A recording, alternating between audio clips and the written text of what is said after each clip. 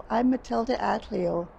In the spirit of Ahupa, I'm here to share with you the story of how the Tseshaht community responded to COVID-19. A series of 3 videos have been developed to share our experiences and our learning experiences. The first video starts with how the Tseshaht community responded to the COVID-19 pandemic at the beginning of March 2020. The second video will show how the Tseshaht community met the needs of the community through the COVID-19 pandemic through April and June. The third video will show how the Tseshaht community is preparing for the second wave, if it happens. My name is Hugh Breaker, Tapushkoa, and I'm a counselor for Tseshaht First Nation. One of the hats I wear as counselor, because we all wear many hats, is emergency preparedness. It's been a passion of mine now for probably 10 years or more. So I chair the Emergency Preparedness Committee, and I've also received training, and I work in the Emergency Operations Center whenever we have an emergency in Tseshaht. We activate an EOC, and those of us who have had training assume positions there, and my position is almost always information officer. Tseshaht responded to the pandemic in a number of ways, a lot of ways actually. We received a call from EMBC, Emergency Management BC, on March 17th. We took part in a conference call with all other communities and First Nations on Vancouver Island, and we were informed that the province would be declaring a state of emergency and that the pandemic was a very real threat to British Columbia. So Tseshaht declared a state of emergency on March 18th, the next day. And the state of emergency, what it does is it allows us to do a number of things. We can close buildings under the authority of the state of emergency. The authorizations are within the wording of the state of emergency itself. It varies from emergency to emergency. So we can close buildings, we can reallocate funds within the budget of Tseshaht. So if we have an urgent need for funds to deal with a disaster or an emergency, we can reallocate some funds into that relief. So on March 18th, we declared a state of emergency. On March 19th, we presented to Tseshaht Council a whole list of measures we were recommending to take and that we were going to take as a result of the COVID-19 pandemic. Fortunately, the council voted unanimously to support the measures we proposed. So immediately, as a start, all public buildings in Tseshaht were closed. So Matmas, the cultural center, this administration building were all shut down with no access to the public. We closed our park at Paper Mill Dam. We closed our cemetery to everyone, except we allowed people to come in if they stayed in small groups and remained socially distant from each other in the cemetery. We closed the playgrounds. We closed a number of facilities within Tseshaht immediately on the 19th.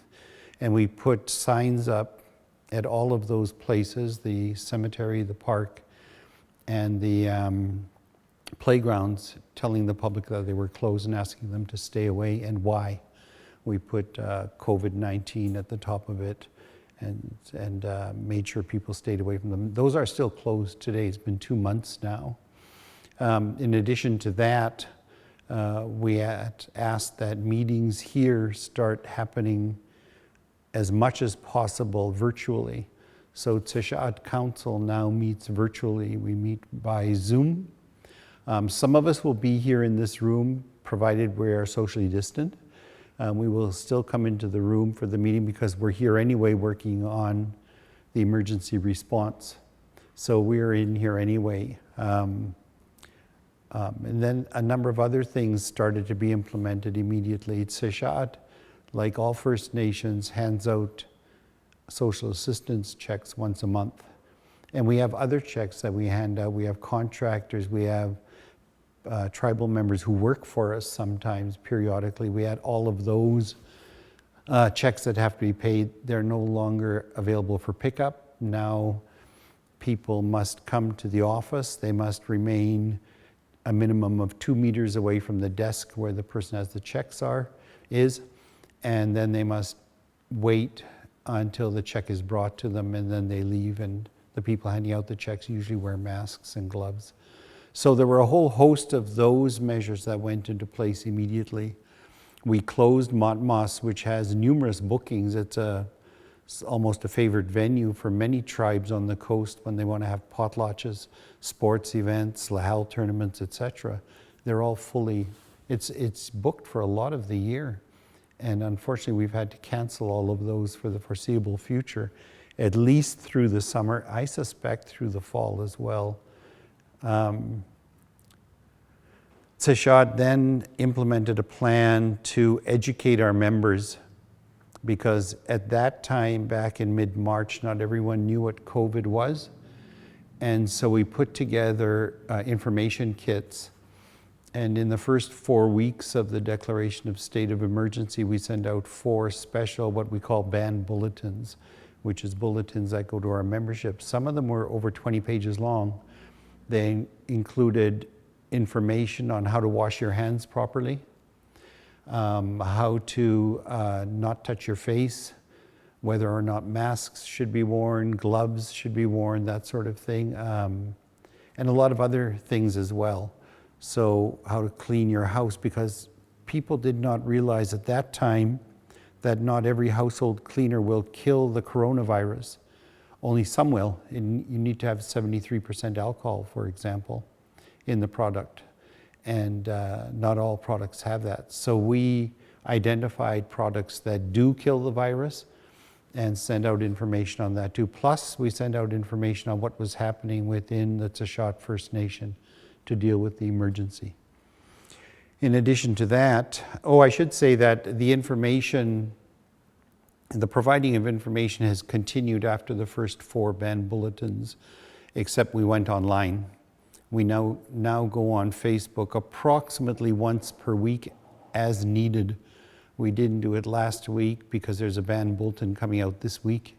And we'll just go online as it's needed in the future. We've done the information sharing about how to stop COVID, how to protect yourself.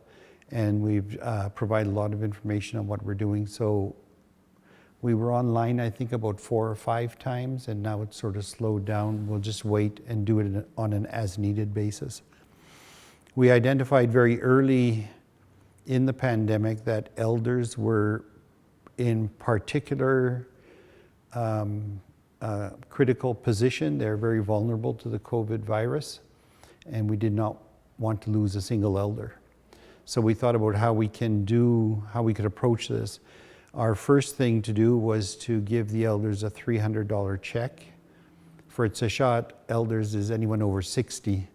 So all of them got a $300 check, and the purpose of that was to help them stock up on cleaning supplies if they needed it, and also food, so they don't have to go to the grocery store so often. They can sort of buy a bit extra and put it in their house so that they don't have to go to the grocery store every week, because we thought grocery stores are particularly dangerous for the spread of the COVID virus. And if you look at British Columbia's literature, that's true. There's a medium to high risk when you go into a grocery store. So we gave all the elders a $300 check. We also started a program of sourcing our Indigenous foods. So in Tseshaht, we've had a halibut distribution, which we did to all the members. All the homes on reserve got halibut, and those that live off reserve in Port Alberni. And then we did a distribution to Parksville, Nanaimo, Duncan, Victoria, and Vancouver, the Lower Mainland. We brought a truckload of halibut so we could give to our membership who were living off reserve, in order to help them out and stop them from having to go to grocery stores so often as well. So we had a large halibut distribution. We've also distributed sea urchin. We had a large distribution of clams. We've distributed mussels at least twice, and we've distributed oysters. So we've had a big program here in Tseshaht of distributing our indigenous foods from our own traditional territory of the Tseshaht. We've been harvesting within our traditional territory. So it's that part we're quite happy with. It's worked out quite well. And when we do the distribution, we abide by the COVID rules. People are not allowed to get out of their car. They line up in the cars. The car lineups are quite long. They drive by the distribution point. They pop their trunk open. Our workers go and put the halibut in the trunk. They close it, and then the people drive off. There's no contact between the people handing out the fish, the halibut, the shellfish, and the people in the car. They keep their car windows up. So we're quite happy with the way that worked. It worked very well. Thank you for joining us in our learning journey and to see how the Tseshaht have responded to the COVID-19 pandemic. Thank you.